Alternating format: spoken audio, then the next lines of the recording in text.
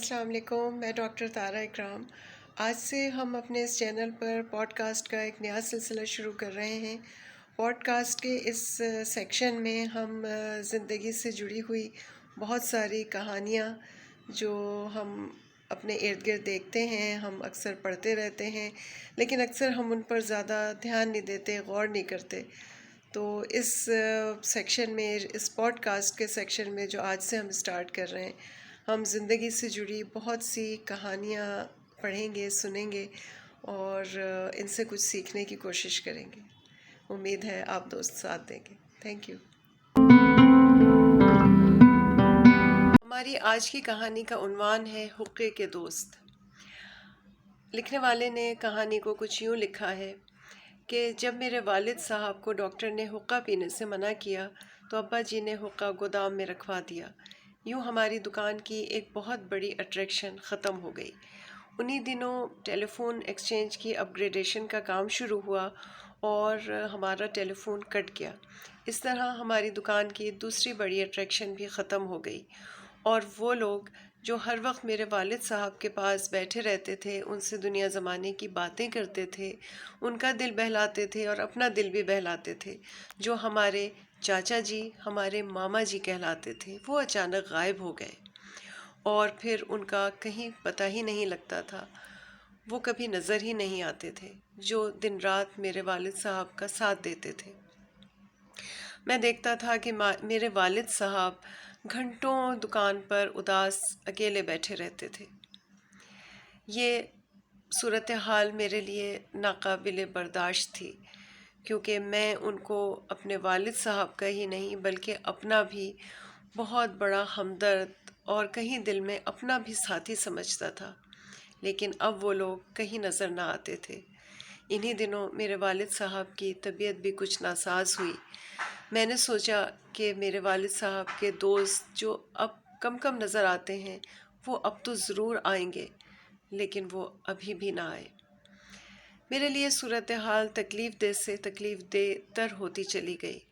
میں ایک دن والد صاحب کے پاس جا بیٹھا۔ میں نے ان سے پوچھا، ابا جی، آپ کے سارے دوست کہاں چلے گئے؟ ابا جی نے میری طرف دیکھا۔ میری آنکھوں میں اس وقت آنسو تھے۔ انہوں نے میرا غم جان لیا اور مجھ سے کہا، بیٹا، وہ میرے دوست نہیں تھے، تم انہیں میرا دوست کیوں سمجھتے تھے؟ وہ میرے دوست نہ تھے، ابا جی نے دہرایا، وہ تو حقے اور ٹیلی فون کے دوست تھے۔ حقہ اور ٹیلی فون چلے گئے تو یہ دوست بھی چلے گئے۔ جس دن حقہ اور ٹیلی فون واپس آ جائیں گے، یہ دوست بھی واپس آ جائیں گے۔ اس کے بعد ابا جی نے میری آنکھوں میں دیکھا اور کہا کہ تمہارے لیے، ابھی تم پرائمری اسکول میں پڑھتے ہو، تمہارے لیے یہ باتیں ابھی سمجھنا مشکل ہیں، لیکن انہیں جتنی جلدی اور جتنی کم عمری میں تم سمجھ لو گے، تمہارے لیے بہت آسانی ہوگی۔ انہوں نے کہا کہ کچھ نعمتیں ہوتی ہیں جو اللہ تعالیٰ ہمیں دیتا ہے، اور جب یہ نعمتیں ہمارے پاس آتی ہیں تو ان نعمتوں کے ساتھ کچھ دوست بھی آ جاتے ہیں۔